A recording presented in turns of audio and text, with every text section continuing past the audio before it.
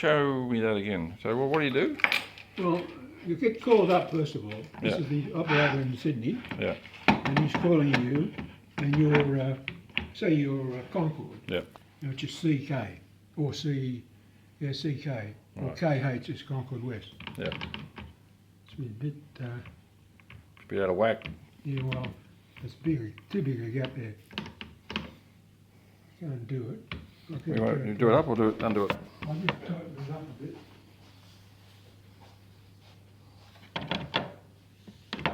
It's probably okay. It's probably okay, Bill. Yeah, it's just If you do it over here on a flat surface, you got too far to travel. you might be better off. Is it? How's that? I wanted to do this, but that'll do. No, it's still too big. It's only a tiny little gap, I think, is it? See how much space it's got? This is A, B, C, D, E, F, G. The F's hard to do.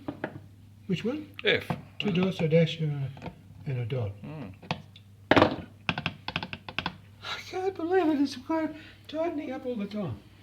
So, well, that's what you do. You get the telegrams and send them away. Lodgement time, 5 o'clock, 5 p.m. And then Mr. and Mrs. Glenn.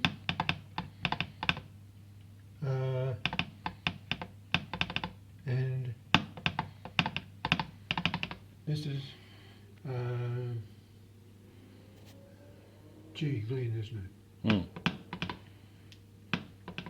G. Glenn, I'll do. Y. N. Just doesn't seem to be. Maybe it's buggered. There's a presentation set for my uncle. Oh, here we go. I'll see if I can give it a bit of a twist from this angle. Just gently. It's got to be movable. Yeah, there you are. That's AR. That's what you'd start every message with and finish it. AO? AR. Acknowledge received? Is it? No? AR? It's just acknowledgement, abbreviation of acknowledgement. So there you go. What do you want to do? Blue it. Burr, wood. W is a dot and 2 dashes. 3 dashes for an O. A dash and 2 dots for a D. Yeah. But this is what makes the noise. But you've got to have a battery. So that would make a noise as you're doing that? Oh, directly, yeah. Yeah. Spot on. How many volts do you need for your battery? Oh, 6, I think. Is that all? But then again, it's going for miles in the Yeah, country, and it couldn't be a lot. Wouldn't be anything like 240 though. No. But Big DC, right? and they have probably sections where they'd have a, something to give them a bit of a nip on. They've all got covers over them, like sealed over the back and dust sides, cover, yeah. and just open in the front. Okay. Yeah, but yeah, that's some funny A stories. long lost art, eh? Funny stories, mate. There was one bloke at near Grace Brothers there, what's that called? Broadway. This bloke at Broadway, and then the operator in Sydney's having trouble with him, everything he's asked him to do. See, he's in charge of the line. Broadway's the international exchange, wasn't it? Well, it wasn't Broadway the gateway? Well, probably, yeah. Broadway and Paddington had an international gateway. Broadway Post Office.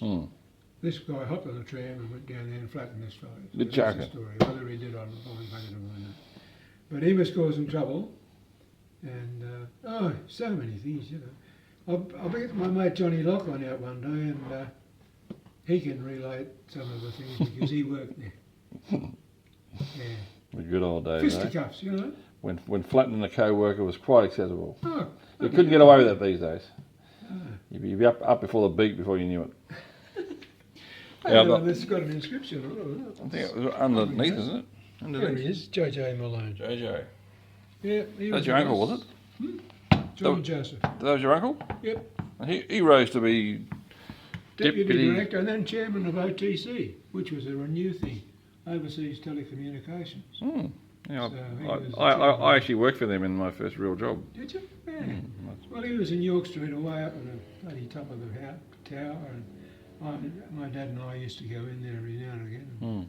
see what he was doing, and he seemed to be doing nothing all the time. Mm. So when you get those big jobs, you don't have to do much. Smile and kick people out of the bloody road and all that. Oh, yeah. So the idea was when you were learning Morse, you drive your bike along, and every sign you came to, you converted it into Morse. So, Okay. you know, Get the practice. I tell you what, I had a funny experience at Roselle. Oh yeah. Jockey Reed, he was a telegraph jockey Reed. Was he a little guy, was he? Little old fella. You wouldn't think a bloody a bit of a wind would blow him off the face of the earth. And he lived at Glebe, and he's always having a liquid lunch. And this day he was celebrating the birth of his grandchild. His daughter had a boy. And he fell ass over and down the steps. There's about 7 steps at the back door of the Roseville Post Office. And I think he might have been going to slip over and have another snort. And over he went, shut the door, and bugger me, he's got blood everywhere. Mm. So Paul Bishop, he was classified the same as I was. He was a bit older than me, lived in Concord. He took him home on the tram to Glebe, and while he's away, the second in charge, he went home, big help. Mm. I liked him, he was a terrific bloke. Arthur Phillips, his name was, I don't know if you call after the Explorer. And the boss, Mr. Young, I don't know what his first name was, and he lived upstairs. And he come down, walked into the office, did a complete turn, and back and shut the door, and upstairs to Mummy, had his cup of tea, and we never saw him again till next morning. But next morning, all the drunks were all at work before I got there. Oh, jeez, I tell you what, if I, like, that would have happened every day at the CDO or the GPO, you know. Mm. And they'd have supervisors there saying, you two drunk WUs, you've got to go out there and lie down somewhere. We'll give you a call. They didn't want to sack them, and they'd have nothing, no work, they wouldn't be able to get the job done. Mm.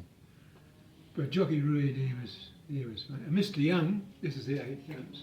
He used to come. He was always going up for a cup of tea, unless it was to lay the wife, I don't know, but he was a bit old for that. And he'd come in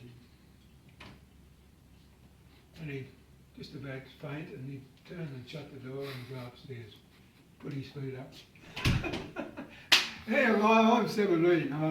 You know, it was a hell of a lie.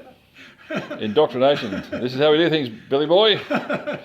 Yeah, my dad used to get on the turfs very rarely, but you know, we didn't mind, Mum and I. Yeah. He used to brew his own too. You did? Mm. I didn't Him know. and the bloke over the fence, they used to compare brews and try one another's out. Mm. Used to make a smell, and he'd always light a fire in the backyard when the brew was, before they bottled it, you know. Once you bottle it, well, you won't smell anything unless it bursts. Sometimes they burst the bloody glass Oh, really? bottle, yeah. You get a bit of power into them. Okay. Yeah. There you go.